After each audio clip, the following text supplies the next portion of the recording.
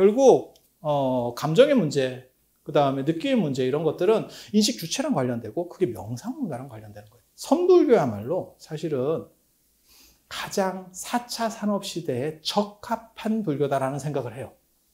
왜? 미학적이거든요.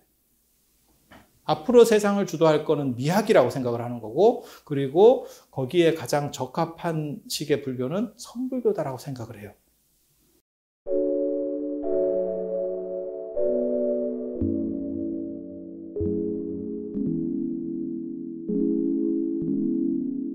안녕하세요. 제가 말씀드릴 주제는 방금 이필원 선생님 말씀하신 거하고는 많이 상반될 겁니다. 그래서 그건 인도식 사고고요. 제가 맡은 주제는 중국식 사고예요. 그래서 선불교 같은 경우는 인도 불교하고는 완전히 다릅니다. 일본 학자가 얘기하는 것처럼 같은 불교 안에 이렇게까지 달라도 되나 싶을 정도로 그래서 그런 식으로 이해를 먼저 까시고 들어가시면 됩니다. 자, 인사이드 아웃이라고 하는 2015년에 개봉된 영화입니다. 보신 분 계세요? 굉장히 재미있는 영화예요.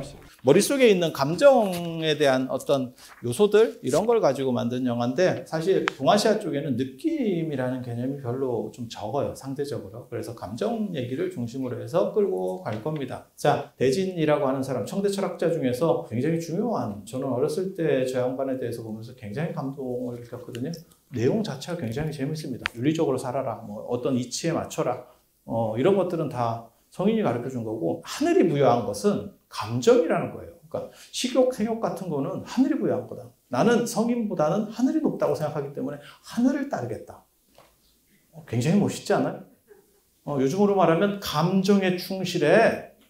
그게 행복이야. 이렇게 말하는 사람이에요. 기철학자라서 그렇습니다. 기철학자.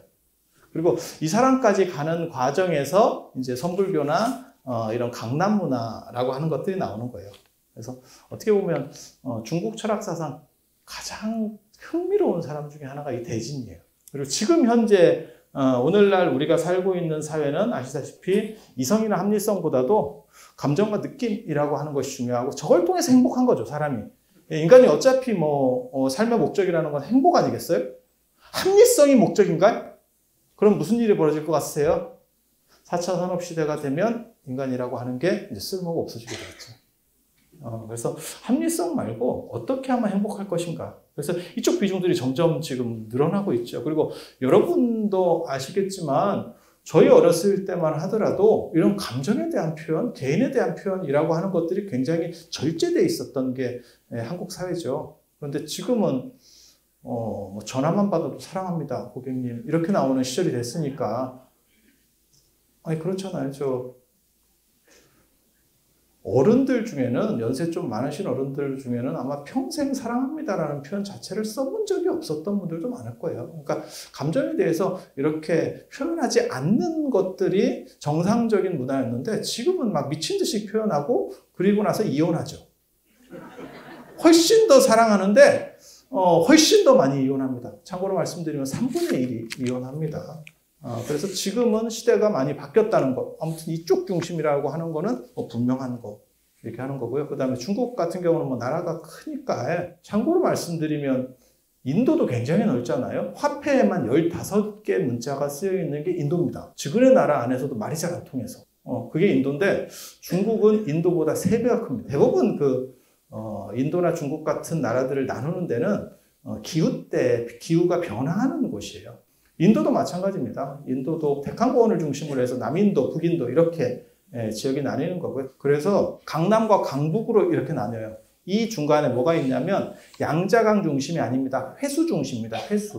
회수라고 하는 양자강하고 황하 사이에 있는 조그만 강 같다는 거 생각하시면 돼요. 그래서 제일 대표적인 말이 규라위지라고 하는 말이 있어요. 다 한 번씩 들어보셨을 거예요. 귤이 회수를 지나면 탱자가 된다. 그래서 기후대가 그렇게 바뀌는구나 라는 걸 알 수 있는 아주 재밌는 그런 겁니다. 그래서 강남 쪽, 따뜻한 쪽, 그 다음에 강남을 수양이라 그래요. 물이 많아요. 그래서 강남 쪽에 사시는 분들하고 강북 쪽에 물도 없고 거기는 밭농사밖에 안 되고 차를 마셔도 꼭 삭힌 차를 마셔야 되고 이런 쪽하고, 강남에 물 많고 그 다음에 논농사가 되고 그 다음에 이모작 삼모작이 되고, 그리고 차도 녹차 계열, 이런 쪽 마시는 쪽하고는 문화 배경이 완전히 다르겠죠. 그리고 중국은 원래 세 가지 문화가 있어요. 여기 이제 양자강 문화, 그 다음에 황하 문화, 그 다음에 여기 요한 문화. 이렇게 세 가지가 있습니다. 그런데 이제 이쪽은 별로예요. 좀 약하고 이 두 가지가 완전히 처음부터 달라요. 달라요. 근데 하나의 중국이라고 자꾸 얘기하니까, 그리고 여러분들이 생각하시는 중국은 보통 이 강북 문화입니다. 강북 문화. 그래서 유교를 대표로 하는 그런 문화라고 보시면 되고, 남방은 훨씬 자유로운 문화입니다. 그래서 강북을 대표하는 문화, 황하 문명 쪽이라고 생각하면 그냥 쉽게 그냥 그렇게 얘기해 드릴게요. 이게 좀 복잡하니까. 그래서 강북을 대표하는 건 유교, 그 다음에 경전으로는 뭐 시경. 그래서 사람끼리의 관계, 어떻게 예의를 차릴 것인가, 그 다음에 그 안에서의 도덕적 기준, 뭐 이런 것들을 중심으로 움직이신다고 보면 돼요. 그리고 시경이라고 하는 걸 보면 이제 시경이 305편 이렇게 모아놨는데, 시경 제1편이 뭔지 아세요? 여러분도 다 들어보신, 일부는 다 아시는 구절이 있어요. 거기에. 이게 시경 관저편인데, 거기에 요조숙녀라는 말이 나옵니다. 요조숙녀. 요조숙녀 처음 들어보세요. 왜 이런 반응이 나오지? 뭔가 연결점을 지어주고 싶었지만 강하게 거부하는 듯한 이 느낌. 그래서 요조숙녀 군자 호구다 뭐 이런 얘기가 있고, 요조숙녀는 군자의 좋은 배필이다 뭐 이런 뜻입니다. 그래서 그런 내용들이 있는 거고, 이 시경이라고 하는 것도 보면 비중이 많이 차지하는 게 국가주의적인, 예의적인 이런 부분들이 더 많이 차지한다. 지금 그 얘기를 하는 거고요. 강남 문화는 도가입니다. 도가 쪽 문화. 자유분방하죠. 그리고 개인주의예요. 도가가 어떻게 보면 자신의 몸을 지키는 이런 쪽에 좀 능합니다. 그래서 몸을 지킨다는 게 뭐냐면 몸이 훼손되지 않고, 그러니까 조금 뭐라 할까, 좋게 말하면 개인주의고 약간 나쁘게 말하면 이기주의 같은, 강북 문화는 집단주의 문화고요. 그래서 양주와 관련돼서 묵적이라고 하는 사람이 아주 기가 막힌 비판을 했죠. 털 하나를 뽑아서 세상을 이렇게 할지라도 털 하나를 안 뽑을로. 물론 극단적인 비유입니다. 극단적인 비유입니다. 왜? 씹으려고 하니까. 그런 거고, 초사. 강남 문학의 대표는 초사입니다. 그래서 이제 구런이나 송옥 뭐 이런 사람들이 쓰는 건데, 대부분 이제 감정적이에요. 굉장히 감정적이에요. 그리고 초사라고 하는 사람이 실제로, 구런이라고 하는 사람이 명나강에 이렇게 간언하다가 임금한테 간언했는데 임금이 안 들어요. 그러니까 투신해서 자살합니다. 임금을 씹다가. 굉장히 놀랍지 않으세요? 강북 문화에서는 임금이 말을 안 들으면 물러나는 거예요. 저렇게 막 비분관계하고 씹고 죽고 뭐 이런 거 아닙니다. 그리고 우리하고는 약간 다른데요. 중국 단오는 이게 구런이 명나강에 투신한 날이, 그래서 죽은 날이 단오입니다. 이게 뭐 관심 있으신 게 별로 없구나. 그래서 아무튼 강남 문화는 좀 신기하고 감정적이고 이런 요소들이 더 많다. 이 정도 기억해 두세요.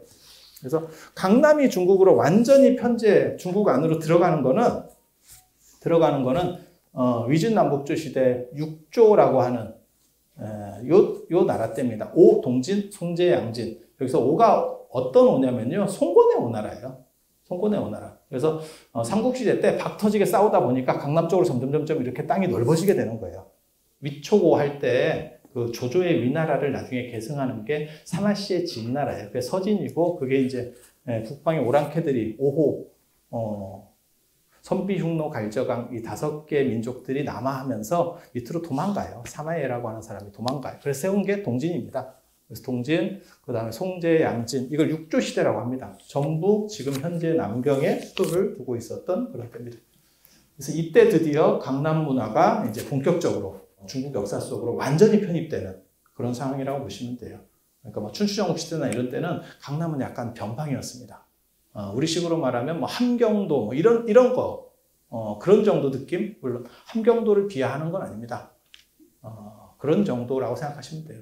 그래서 강남이 이제 본격적으로 발전하는 게 저 동진 시대 때, 북방은 지금 유목민들이 내려와서, 쉽게 말해서 오랑캐가 내려와서 북방을 장악하고 있는 거고, 그게 5호 16국이에요. 5호라고 하는 선비흉노 갈저강이 16개 나라를 막 만드는 상황이에요. 그리고 남방 쪽에는 이제 한족들이 내려와서, 한족 귀족들이 내려와서 거기 있던 원주민들을 이제 다스리는 그런 구조입니다. 그런 구조예요. 그래서 어떻게 보면 한족 문화가 본격적으로, 한족의 주류라고 할 수 있는 메인 문화가 본격적으로 내려오는 게 이 육조 시대예요. 육조 시대. 그래서 이때 보면 이제 위진 시대 때는 조조의 위나라, 사마씨의 진나라 때는 현악이라고 하는 게 발전하고, 조금 복잡할 수도 있는데 잠깐만 넘어가면 더 이상 복잡한 얘기 안 하겠습니다.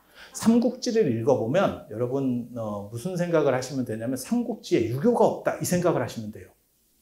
삼국지 전체에 유교로 잘 나가는 사람이 아무도 없습니다. 그러니까 제갈량이나 뭐 방통이나 무슨 뭐 이런 사람들 다 유교 아닙니다. 술사 계열입니다. 그러니까 쉽게 말해 도사 계열. 그래서 삼국시대가 벌써 펼쳐질 때, 중국의 삼국지가 펼쳐질 때 벌써 유교가 이미 몰락해 있는 거예요. 그래서 새로운 통일정부가 들어섰음에도 유교가 지배 이데올로기로 확립이 안 돼요. 그럼 뭐가 됐느냐? 현악이라고 하는 겁니다. 그게 노자, 장자, 주역. 이런 것들을 중심으로 해서 이렇게 무슨 사상이 꼽히기 시작해요. 그걸 위진현악이라고 합니다. 그리고 그게 이제 남쪽으로 점점 좀 내려가면서 이때 누가 또 유행하냐면 뭐 왕필한, 그 다음에 중림칠연. 정치계에 약간 실망해가지고 대나무밭에 가서 술이나 꺾고 있는, 그러면서 세상을 씹고 있는 중림칠연. 이런 사람들이 나타나요. 그게 이제 청담. 그러니까는 이상적인 말들을 하고 있는 거죠. 알딸딸한 말들. 그게 강남에서 더 크게 유행합니다. 나중에는. 왜냐하면 강남으로 한족이 내려갔을 때 무슨 일이 벌어지냐면, 이게 재밌는 일이에요. 우리 조상 무덤이, 조상 대대로 살았던 데는 강북이고 지금 밀려가지고, 오랑캐에 밀려가지고 강남으로, 망명으로 온 거예요. 일종의. 그런데 힘으로는 절대 치고 옛날 땅을 수복을 못해요. 그럴 상황이 아니에요. 그런데 또 누가 그런 얘기를 또 전해줘요. 야, 네 무덤, 네 아버지 무덤이 파였대. 네 할아버지 무덤 파였대. 굳이 안 전해줘도 되는 그런 얘기를 전해줍니다. 그럼 사람이 어떻게 되겠습니까? 내가 지금 지배층이야. 근데 힘으로는 쟤네들을 못 이기고, 그 다음에 자꾸 무덤이 파였다네.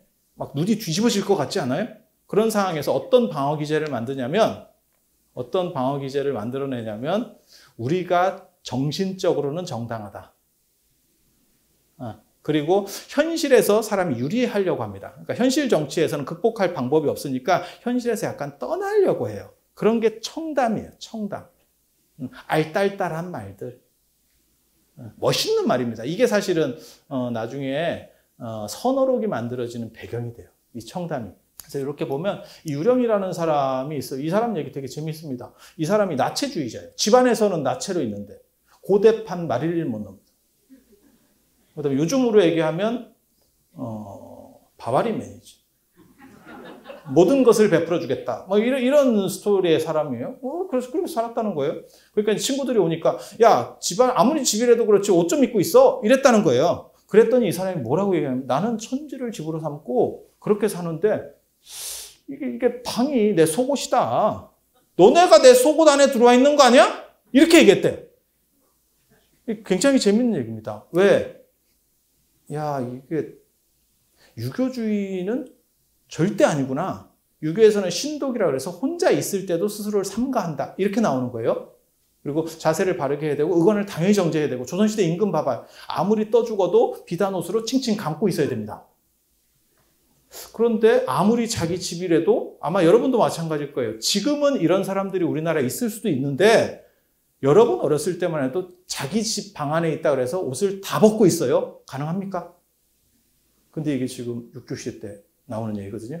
그러니까 자기 중심적이라는 걸 아시죠? 개인적인 주관 중심적이고 그 다음에 남의 시선을 별로 의식하지 않는 거죠. 아마 현대의 우리나라에서도 이렇게 사는 사람이 별로 없을 겁니다. 이거 진짜 유럽이나 뭐 미국이나 이런 데서나 가능할지 몰라도 거기는 아예 그냥 뭐 개인적인 일은 놓다치니까. 근데 우리는 조금씩 의식을 다 하죠.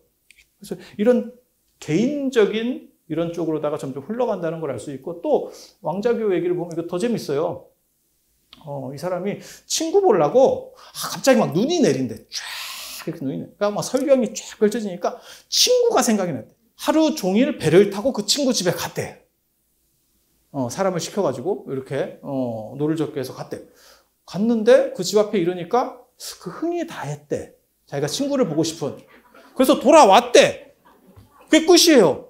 그래서 아니 개고생을 해서 왜 하루 동안 갔는데 그렇게 행동을 하십니까? 라고 물어보니까 내가 흥이 취해서 흥이 일어서 갔고 흥이 맞춰서 돌아왔으니까 친구는 별로 볼 일이 없어. 굉장히 주관적이지 않으세요? 이게 강남문화예요. 강남문화. 이게 진짜 강남 스타일의 원조들입니다. 그래서 이런 문헌들을 모은 게 세설신화예요. 여기 이 책에 보면 또 뭐가 나오냐면 왕유이라는 사람이 자기 외아들이 죽었대요. 어린 아들이 하나 죽었대요. 그러니까 친구들이 이렇게 위로하러 이제 조문을 가니까 너무너무 슬프게 울고 있더래. 펑펑펑펑 울고 있더래. 그래서 뭐라고 얘기하냐면 어린애는 품에 안을 정도로 작은데 어찌 이 지경에 이르는가 이렇게 얘기했대요. 까놓고 얘기하면 그 얘기를 하고 싶었던 거예요. 당신같이 어느 정도 교육도 받고 도덕적인 사람이 애가 죽었다고 이렇게 감정을 절제하지 못할 정도까지 되면 돼? 사실은 그 얘기를 하고 싶었던 거예요. 그랬더니 뭐라고 답하냐면 성인은 정을 잊어버린다. 성인에게는 감정이 없다. 감정으로부터 초월할 수 있다. 또 최하층 사람들은 이 감정도 제대로 향유할 수 없다. 먹고 살기 힘든 사람이 무슨 놈의 감정이야. 이렇게. 그러니까 이런 모든 정은 우리에게 다 몰려있다. 그러니까 우리는 충분히 감정적일 수 있어. 그랬더니 서로 같이 울어줬대. 이게 무슨 개똥 같은 소리예요. 그런데 여기에 연원이 될 만한 게 삼국지에 나옵니다. 진수의 삼국지에 나옵니다. 그 나관중의 삼국지 아니고요. 왕필이라고 하는 사람, 위진 현악을 대표하는 사람입니다. 그래서 33, 34세 죽었잖아요. 불후의 천재입니다. 중국 아마 역사상 가장 큰 천재 하면 이 왕필 정도를 들을 수 있을 거예요. 노자주 같은 경우는 지금까지도 안 깨졌죠. 하한이라는 사람이 왕필과 하한이 현악의 대표주자인데 하한이라고 하는 사람이 장자의 관점에 입각해서 성인은 희노애락이 없다. 감정이 없다라고 얘기했대. 장자에 보면 무슨 얘기가 나오냐면 진인 무몽 이런 얘기가 나옵니다. 깨달은 사람은 쉽게 말해서 꿈을 꾸지 않는다. 왜? 감정이 평정 상태이기 때문에.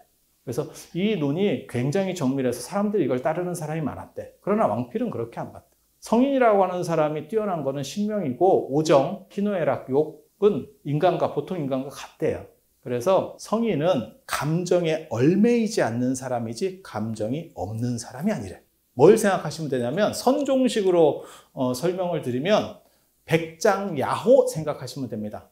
진짜 백장산에 가면 그 야호굴이 지금도 있습니다. 여우, 들여우가 있던 데가 진짜로 있어요. 저도 가보고 깜짝 놀랐는데 백장 스님이 이렇게 법문을 쫙 설하시는데 매번 맨 뒤에 어떤 영감님이 앉아 계시더래. 그러더니 하루는 질문 있습니다 했다는 거잖아요. 그래서 뭐요? 그러니까 내가 원래는 전생에 여기 주지였는데 질문을 잘못 받고 훅 가가지고 여우가 됐습니다. 이렇게 얘기했대요. 그래서 그게 질문이 뭐요? 이렇게 물어보니까 깨달은 사람도 인과에 떨어집니까? 이렇게 물었다는 거예요. 불락인과. 그러니까 떨어지지 않는다. 이렇게 답하고 500생 동안 여우 몸이 됐대. 그래서 스님은 지견이 있는 것 같은데 스님은 뭐라고 답하실래요? 이렇게 얘기했다는 거예요. 그러니까 불매인과 인과에 어둡지 않다. 그 차이가 한 끗 차이입니다. 이럴 때 사람들이 감동도 하고 많이 그러는데 여러분들은 이게 앞에서 초기 불교를 들어서 그런지 모르겠는데 감정으로부터 초탈행, 여러분들이 지금 취하는 자세가 이 한의 장자 관점입니다. 이게 딱 그런 관점이에요. 마치 물로 얘기하면 얼음처럼 딱 해서 감정 자체가 없는 것, 그것이 깨달음이다. 여기는 뭐냐면 파도가 쳐도 된다. 하지만 파도가 나를 거스르지 않는다. 잔잔한 물도 된다. 그것이 나를 거스르지 않는다. 내가 잔잔한 물에 더 땡겨가는 것도 아니고 파도에 그렇다고 뭐 더 감흥을 느끼는 것도 아니다. 이렇게 얘기하는 거예요. 상당히 정신적으로 높은 수준입니다. 그래서 여러분들이 이해를 못하시면 이게 조금 문제가 있는 거예요. 어때요? 이거 굉장히 멋있지 않아요? 그래서 수나라가 결국 통일하잖아요. 5, 16국 시대를 통일하는 건 수왕조잖아요. 근데 강남이 좋은 점이 뭐냐면 여기가 물산이 풍부해요. 이모작 삼모작이 가능하니까 경제력으로 아주 좋죠. 근데 강남이 단 한 번도 중국의 주류가 되지 못하는 이유는 뭐냐면 조금 모질러야 치고받고 싸우면서 정밀해집니다. 그러니까 지구 전체를 봐도 우리나라 위도쯤에 있는 나라들이 대부분 선진국이에요. 그리고 약간 더 밑으로 내려가서 적도 쪽에 있으면요, 먹고 살기 훨씬 좋습니다. 풍부하고 굶을 일 없고. 하지만 그런 나라들이 제대로 힘을 못 씁니다. 왜? 이미 그러니까 생각을 해보세요. 여기 뭐 예를 들어서 한 200분이 계시다 그러고 빵을 200개를 갖고 와서 다 순서대로 드릴게요. 이러면 사람이 투지가 안 생깁니다. 빵이 100개밖에 없네요. 선착순입니다. 이러면 상황이 바뀝니다. 그러면서 머리 쓰는 게 틀려져요. 그래서 강북 쪽은 예의중심적이고, 예의중심적인 게 뭐냐면 부족한 걸 어떤 놈이 먼저 먹을까에 대한 개념이에요. 그래서 그거를 어른으로 정할까, 직급으로 정할까, 이런 논리들을 펴는 겁니다.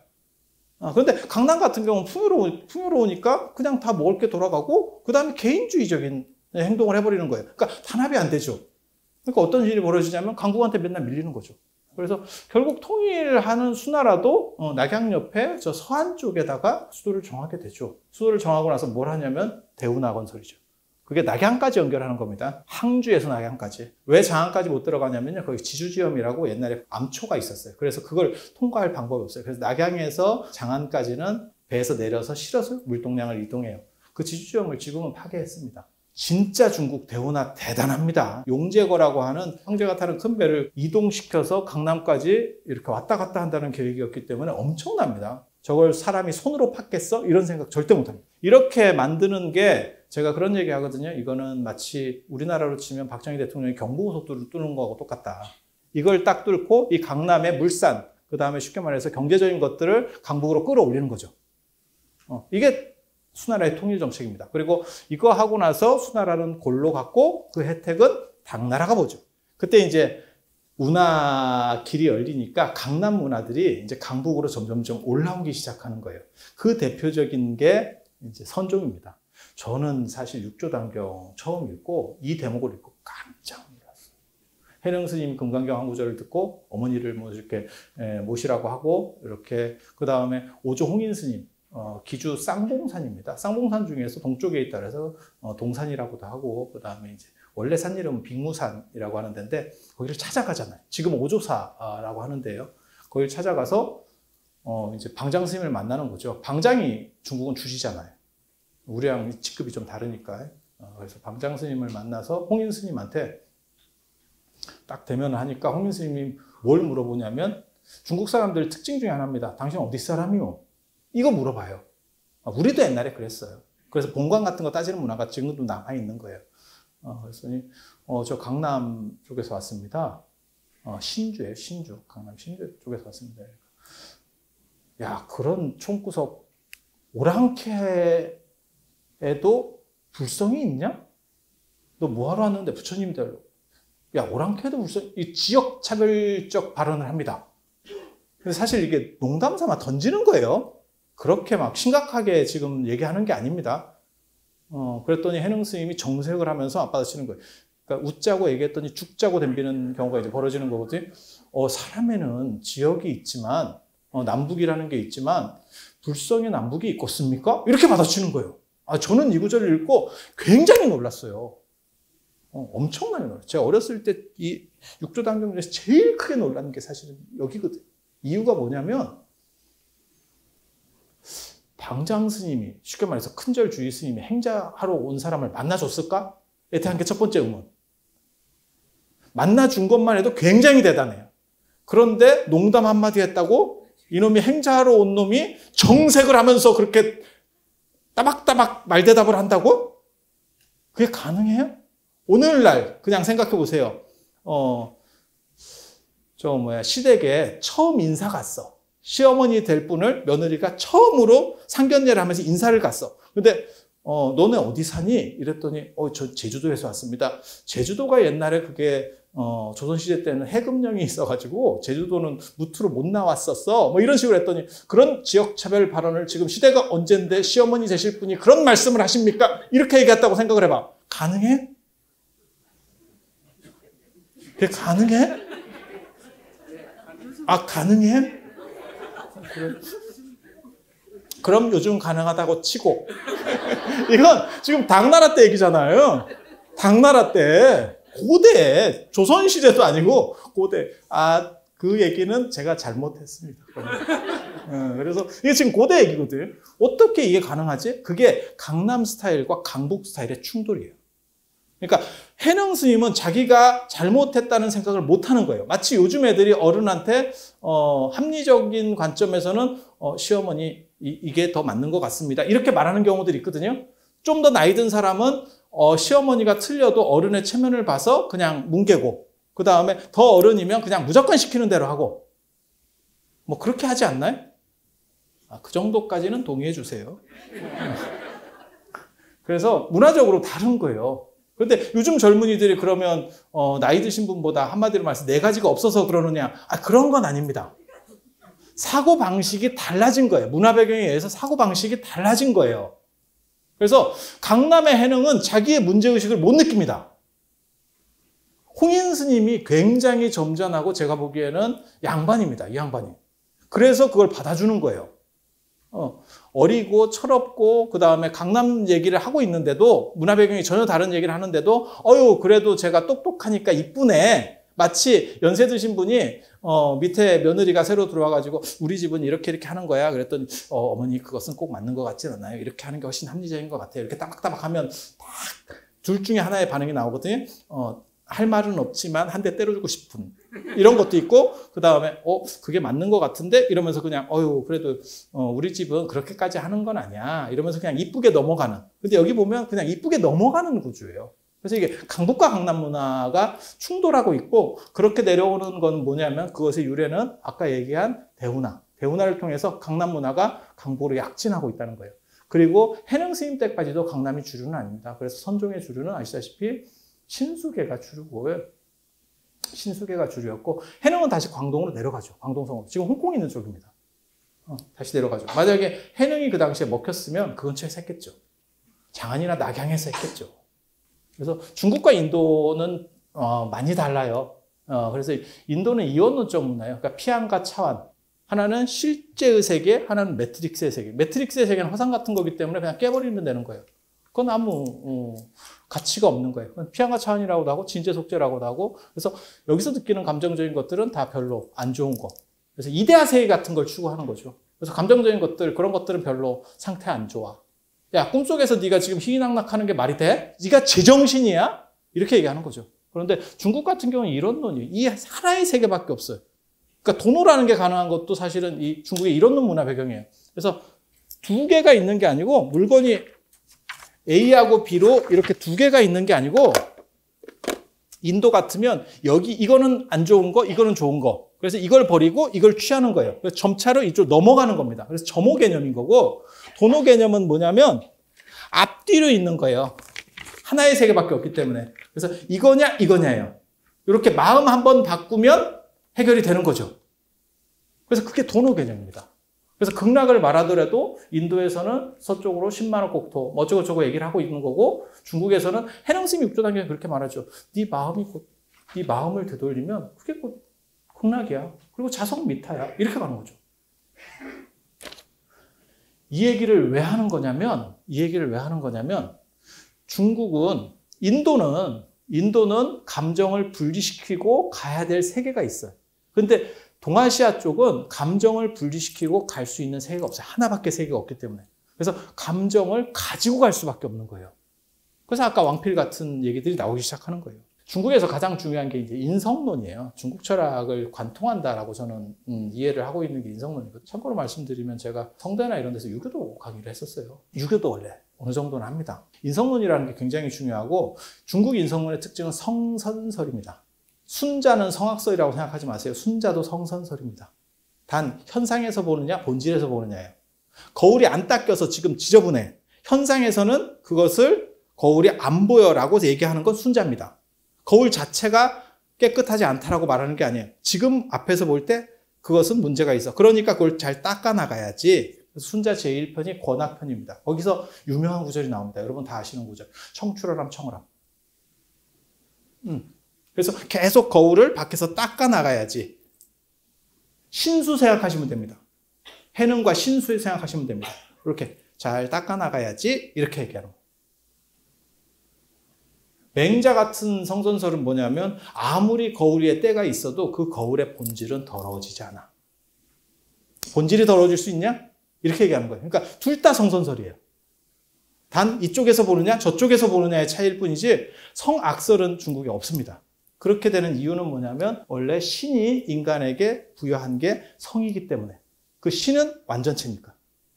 나중에 이제 춘추 전국 시대가 되면 이 신에 대한 부분들이 다 탈각이 돼요. 그러면서 그냥 본질적인 부분만 남게 되죠. 그래서 이거 굉장히 중요한 구절입니다. 서경 탕고편 상제가 옥황상제. 나중에 송나라 때는 이 상제가 옥황상제가 되는 겁니다. 그러니까 백성들에게 선함을 내린다. 그게 성이다. 그리고 이제 중용의 제일 유명한 구절이잖아요. 중용수삼구 첫 번째 천명지위성 솔성지위도 수도지위교 할 때. 그래서 하늘이 나에게 풍부한 것이 성이다. 그리고 그 하늘은 인격천이에요. 그러니까 신, 완전한 선인 신이 나에게 어떤 부분을 준 거예요. 뭐 생각하시면 되냐면 인도 철학식으로 생각하면 버마이르에서 아트만 정도 생각하시면 돼요. 그래서 그것은 본질적인 거고 깨끗한 거고 불변적인 거고 이런 정도 생각하시면 돼요. 그리고 그게 이제 나중에 불교가 들어오면서 불성사상으로 한나라 초기까지 이런 논의들이 많이 있다가 더 이상 진전이 안 되고 불교가 들어오면서 불성의 영향을 받고 그 다음에 대승기신론이라는 게 이제 확립되면서 어느 정도 이상 해결을 합니다. 그리고 나중에 남종선에서도 제일 중요한 게 불성이죠. 불성 본래 나에 대한 자각이라고 하는 게 초기 남종선의 가장 중요한 거죠. 그리고 하나의 세계 밖에 없고, 그러니까 이 세계밖에 없는 거예요. 다른데 이거보다 나은 세계는 없어. 깨어날 세계는 없어. 이게 곧 매트릭스면서 현실 세계인 거예요. 없어. 그리고 나는 원래 깨끗해. 그러면 홍주 개원사에서 마저 도일이 얘기하는 게 나오잖아요. 그게 뭐냐면 평상심시도. 모든 우리의 일상 주변이 다 깨달음이야. 마음만 딱 돌리면. 코페르니쿠스적 전해죠. 뭐 생각하시면 되냐면 코페르니쿠스가 지동설 얘기했잖아요. 그러면 코페르니쿠스 지동설 이전에 천동설을 믿었다고 해서 실제로 태양이 지구를 돈 적이 있을까요? 유사이래로 그건 한 번도 없죠. 단 우리의 관점이 바뀌었죠. 천동설에서 지동설로 가는 것은 관점이 변화된 거잖아요. 그렇게 생각하는 거예요. 그러니까 네가 생각만 한번 바꾸면 지금 이 현실 자체가 다 깨달음이야. 깨달음이야. 이렇게 얘기하는 거예요. 우리식으로 비유를 들면 뭐냐면 왜 이성계랑 무학대사 얘기 있잖아요. 무학대사한테 이성계가 농담을 합시다. 뭐 이렇게 하니까 당신은 참 돼지같이 생겼습니다. 대사는 참 돼지같이 생겼습니다. 그리고 뭐 무학대사는 이제 당신은 참 뭐 부처님 같습니다. 그래서 농담하자는데 이런 식으로 재미없게 하기요. 이러니까 돼지 눈에는 돼지만 보이고 뭐 부처님 눈에는 부처님만 보이고 다 한 번씩 들어본 얘기잖아요. 그래서 인식 주체를 환기시킴으로 인해서 결국 모든 것은 깨달음의 군상이 될 수밖에 없다. 평상심도죠. 그리고 평상심이도가 되면 어떻게 되냐면 모든 것은 행주자와 오목동성, 뭐 일상다반사, 밥 먹고 차 마시고 뭐 밥 먹고 이런 것들이 전부 다 깨달음이다. 라고 하는 게 선종의 얘기죠. 그리고 수처잡주 입처계진. 이게 임재어록 중에서 가장 어떻게 보면 유명한 말인데 저게 저는 틀렸다고 생각하는 사람이거든요. 언제나 자기가 주인이 되면 그러면 깨달음 아닌 데가 없대. 근데 조금 더 전진시켜서 얘기하면 실제로 임재도 그렇게 얘기해요. 늘상개진이에요. 내가 주인이든 주인이 아니든 이 세상은 진실된 세계 외에는 존재하지 않아. 그게 선종의 어떻게 보면 궁극적으로 나아가는 끝점이라고 보시면 돼요. 그리고 감정이 그 안에 인간은 존재하잖아요. 감정 자체도 그대로 수용이 돼야 되죠. 깨달음 밖에 감정이 있을 데가 없는데 하나의 세계밖에 없으니까 그 감정을 끌고 가는 거예요. 끌고 가는 거예요. 이제 나중에 작용시성, 뭐 전체 작용, 그게 인욕 긍정으로 나오는 거예요. 인간의 욕망은 부정되는 게 아니고 긍정 대상이다. 단 그 감정에 순간적으로 완전할 수 있느냐에 대한 걸로 논점이 바뀝니다. 그래서 임재록에 보면 실제로 이런 얘기들도 있어요. 불법은 노력이 필요 없다. 그저 일 없는 일상이면 된다. 그러니까 모든 것이 다 진이다. 특별히 자귀하지만 않으면. 그러니까 수처작주 같이 그런 것도 자귀가 되는 거예요. 그러니까 이게 좀 더 어떻게 보면 나아가는. 그래서 모든 것은 다 깨달음에서 시작한다. 중국 철학, 안 그러면 선종의 가장 기본 전제 중에 나중에 남종선의 전제는 모든 것은 깨달음에서 시작하는, 깨달음에서 일어나는 그런 현상일 뿐이다. 그래서 전체작용이라고 하는 걸로 가고, 그 다음에 이 임재록 이 구절도 보시면 만약 어떤 사람이 돌을 닦으면 도는 행해지지 않고 만 가지 삿된 경계가 앞다투어 발생한다. 지혜의 검을 뽑아들면 한 물건도 없으며 밝음이 나타나지 않았는데 어둠이 밝아진다. 무엇을 깨쳐서 밝아지는 것이 아니고 본질 자체가 밝은 거였다. 임재스님 일화 중에서 제가 가장 어렸을 때 볼 때 충격을 느꼈던 거는 사실 이거예요. 임재스님 선생님 황벽 희운 스님이거든요. 그분이 돌아가셨어요. 돌아가셨어요. 근데 뭐 엄청 울었대요, 임재스님이. 의심이 안 들어요? 아니, 부모님이 돌아가셔도 그렇게 안 우는데 폭풍 눈물을 흘리고 있었대. 그래서 조문객들이 가가지고 뭐라고 얘기하냐면 깨달은 사람도 웁니까? 이렇게 물어봤다는 거예요. 깨달은 사람도 이따위 식으로 행동을 하면 됩니까? 이랬더니 임재스님이 뭐라고 얘기했냐면 슬픈데 어쩌나. 감정을 완전히 이렇게 일체화돼서 가는 거죠.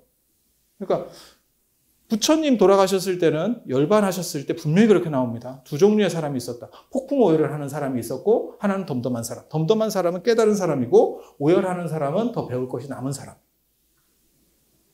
다르죠. 지금 굉장히 많이 다르죠.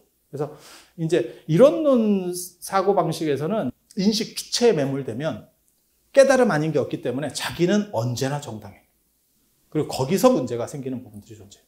자, 감정이라고 하는 것은 전체를 다 수용해서 가는 거고요. 아무튼 선불계에서 말하는 거는 감정 자체를 수용. 그렇다고 감정에 끄달리는 거냐? 그건 아니에요. 감정을 수용하지만 감정을 끄달리지는 않습니다. 그게 가능합니까? 마치 무엇과 같은 거냐면 파도 타기 하는 사람이 그 파도를 인지해서 빠지지 않고 가듯이. 충돌하면 빠지는 거예요. 그 힘을 내가 조금만 잘못 균형을 맞추면 충돌해서 빠지는 거예요. 하지만 그 사람은 계속 시시각각으로 변해가는 그 파도의 흐름을 자기가 타면서 절대 안 빠지죠. 그것을 즐기면서 가죠. 그러니까 감정은 있지만 이 사람은 감정의 통제를 받지는 않는 거예요. 이런 거 굉장히 멋있는데 별로 이게 참 아니 억지로 의도하는 거 아닙니다. 더 비참해집니다. 그래서 지금 현대사회라고 하는 것은 명상주의예요. 지금 제일 뜨고 있는 게 어떻게 보면 명상이고, 아시다시피 서울 같은 경우는 교회 수보다 명상센터가 지금 더 많다라는 게 지금 통계로, 물론 규모가 다를 뿐이지. 그래서 지금 현대사회에서는 사람이 어떻게 하면 행복할까? 행복할까는 안 변해요. 그리고 선불교라고 하는 거는 사실 인식 문제 이런 거는 미학적입니다. 철학적이라기보다는 주관적이 너무 강한 거예요. 그러니까 철학은 약간 객관적인 검토가 있어야 되는데 깨달음이라는 것은 객관적으로 검토하기 굉장히 어렵습니다. 내가 깨달았어 라는 데서 시작할 수밖에 없는 거지. 그래서 불교도 어떤 분들은 그렇게 얘기해요. 불교는 굉장히 합리적이고 과학적이고 아니에요. 정확하게 말하면 불교가 종교일 수밖에 없는 거는 결국 부처님 말을 믿음으로써 출발할 수밖에 없어요. 그래서 현대는 미학이 오히려 철학보다 합리성이고 이성적인 철학보다도 미학적인 부분들이 더 충분히 먹어주는 시절이에요. 그래서 바문가르텐 얘기를 제가 좀 써놨습니다. 그래서 철학 위의 미학. 인간이 결국 행복한 것은 좀 미에 대한 부분. 그리고 그거 생각해 보세요. 왜 삼성은 애플을 이기지 못하는가? 폰 얘기하는 거예요. 스마트폰 얘기하는 거예요. 미학을 못 이긴다는 생각 안 해보셨어요? 하드웨어적인 부분은 이기고 있잖아요. 어느 부분은 사실 그렇지 않아요? 그렇지만 애플의 브랜드 네임을 삼성이 넘어설 수 있어요? 그리고 삼성이 안 따라한다 해도 디자인은 계속 따라가고 있죠. 되게 재밌는 현상이에요. 그리고 앞으로 시절에는 지금 뭐 판기업이라고 하는 소프트웨어를 중심으로 하는 기업들은 전부 다 어떻게 보면 미학적 가치예요. 미학적 가치. 그러니까 제조업 자체는 붕괴될 겁니다. 그거 아세요? 현대기아차가 자산 가치가 한 60조 정도 되는데 유튜브만 하더라도 200조. 역시 안 놀랍니다. 이게 꾸준한 여러분들이 심지가 굳으셔요. 일관성이 있어서 좋아요. 사실 동대문에서 아니면 남대문에서 만드는 그런 보세 제품하고 유명 그런 명품 그런 가방이나 이런 게 질적인 차이가 그렇게 나진 않을 거예요. 물론 아주 싼 거는 차이가 많이 나겠지만 어느 정도 이상의 금액대를 지불하면 그렇게 차이가 안 날 거예요. 하지만 무엇이 차이가 나요? 미적인 거죠. 미적인 거. 미에 지금 지불하는 시절이고 그걸 통해서 행복한 시절이잖아요. 미학에 대해 생각해 봐야 되고 인간은 결국 언제나 행복을 추구한다. 이게 이제 4차 산업 시대가 앞으로 오게 되면 뭐 직업이 없어지고 그다음에 사회적으로 다 바뀌어도 저도 4차 산업에 대한 논문을 한 2편 썼었거든요. 그래서 발표를 했었는데 4차 산업에 대해서 갑자기 뜬금없이 저 같은 사람이 논문을 쓰는 이유는 뭘까요? 대세가 글로 가고 있잖아요. 그러면 우리는 또 숟가락을 바로 이렇게 딱 얹습니다. 딱 털어가지고 바로 제가 4차 산업 전문가입니다. 이러면서 그렇게 하는데 4차 산업 시대에 종교가 없어질 건가? 라고 누가 얘기를 하더라고요. 그래서 제가 얘기했어요. 인간이 행복을 추구하는 이상 종교는 사라질 수 없다. 기계나 이런 것들이 아무리 만족스러워도 여러분 그런 생각 안 해보셨어요? 지금 여러분들 어렸을 때보다 훨씬 살기가 좋아졌어요. 그냥 순서적으로만 얘기하면 공동우물 시대, 그냥 수도만 가지고 얘기를 해볼게요. 공동우물 시대에서 개인 우물 시대, 새마을운동 때 거의 집집마다 우물이 있었던, 그리고 나중에는 뭐가 들어오는 거냐면 이제 수도가 들어왔잖아요. 그래서 집 안에서도 물을 키면 이렇게 수도꼭지만 틀면 물이 나오는 시대. 그리고 보일러가 들어오면서 따뜻한 물이 나오는 시대. 단 그 따뜻한 물이 좀 시간이 걸려야 나왔어. 보일러를 통과하니까. 근데 지금은 키자마자 따뜻한 물이 나와. 순간 온수기까지 붙어가지고 점점 얼마나 발전했어요. 그러면 더 행복해졌어요? 그거하고는 또 달라요. 그거하고는 달라요. 그래서 결국 감정의 문제, 그 다음에 느낌의 문제 이런 것들은 인식 주체랑 관련되고 그게 명상문화랑 관련되는 거예요. 그래서 저는 선불교야말로 사실은 가장 4차 산업시대에 적합한 불교다라는 생각을 해요. 왜? 미학적이거든요. 앞으로 세상을 주도할 거는 미학이라고 생각을 하는 거고, 그리고 거기에 가장 적합한 식의 불교는 선불교다라고 생각을 해요. 뭐 남방불교나 뭐 이런 것보다도, 초기불교나 이런 것보다도 선불교가 가장 적합하다는 생각을 해요. 물론 지금 우리가 알고 있는 조계종이 제가 말씀드린 이 선불교가 아니라는 거죠. 이거는 당나라나 이렇게 한참 좋을 때 활발한 선불교고, 지금은 한 2,000명이 선원에서 이렇게 계속 앉아 계세요. 끊임없이. 근데 진정한 선은 앉아 있는 게 아닙니다. 감정이 끊임없이 바뀌듯이. 그래서 제가 그런 얘기 하거든요. 마조 스님이 남학에서, 남학 형산에서 회양 스님 뵀을 때, 그때 아주 유명한 얘기가 있죠. 마경대 사건입니다. 마경 사건. 마조 스님이 앉아서 참선을 하고 있으니까 회양 스님이 기왓장을 이렇게 갈죠. 밖에서. 기왓장을 갈고 있죠.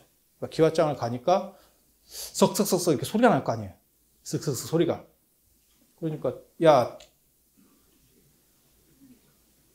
이게 뭐야? 이러면서 결국 참선하다가 이 양반이 나가서 봅니다. 그랬더니 자기 선생이 기왓장을 바닥에 보도블록 같은 데다 갈고 있는 거예요. 중국은 다 보도블록 같은 게 있어요. 전돌. 그래서 갈고 있는 거예요. 그러니까 선생님 뭐 하세요? 시끄럽게. 그럼 신경 거슬리고. 이러니까 선생님이 뭐라고 얘기했냐면, 회양 스님이 뭐라고 그랬냐면, 내가 이 기왓장을 갈아서 거울을 만들려고. 뭔 이게 개소리야. 진료가 아무리 갈아도 안 되잖아. 야구방망이를 갈아서 바늘을 만들겠다. 오케이. 가능성이 이만큼은 있지. 그죠? 기와를 갈아서 거울을 만들겠다. 가능성이 있습니까? 없죠. 그러니까 마조 스님이 그렇게 대답했죠. 그게 말이 돼요? 이게 되는 논리입니까? 이렇게 얘기하니까 회양 스님이 뭐라고 답했냐면, 앉아 있는다고 부처가 되겠네.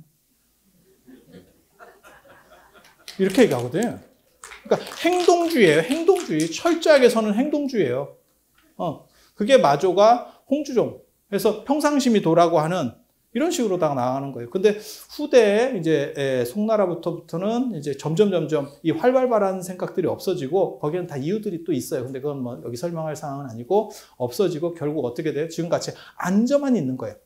끊임없이. 다리 저려서 이렇게 하면서 한 3개월 동안 앉았다가 풀렸다가 또 다시 이렇게 하고 끊임없이. 이건 선이 아니에요. 이건 진짜 선이 아니에요. 선은 아까 전체작용, 작용시성하듯이 움직이는 이 자체가 선이에요. 그리고 동아시아는 이론론이기 때문에 그것도 한 가지만 말씀드릴게요. 참선하는 스님한테 옆에서 야 이러면 왜? 이렇게 나오면 선이에요. 인도는 야 이렇게 했는데 반응을 보이면 선이 아니야. 그 선정에 못 들은 거예요. 왜? 저기는 이원론 쪽 문화이기 때문에 또 다른 깊은 내면 속으로 들어가 있어요. 들어가 있어요. 이건 차이만 얘기하는 거예요. 어떤 게 우월하다라고 얘기하는 건 아니에요. 차이만 얘기하는 거예요. 끝났습니다.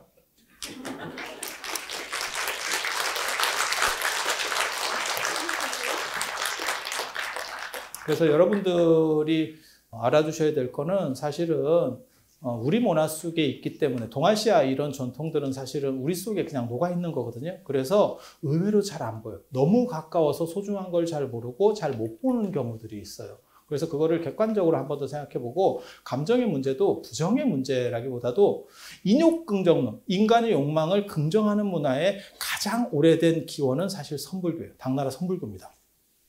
거기까지 소급될 수 있어요. 유럽에서 인욕긍정, 인간의 욕망을 긍정하는 것은 언제 시작되는 거냐면요. 르네상스 시대에 시작되는 거예요. 그래서 인간에 대한 이해, 그 다음에 인간에 대한 소중함, 그 다음에 인간의 행복 문제, 이 부분에서 선은 확실한 주도권을 가지고 있다라는 점을 말씀드리면서 이상 마치도록 하겠습니다. 들어주셔서 감사합니다.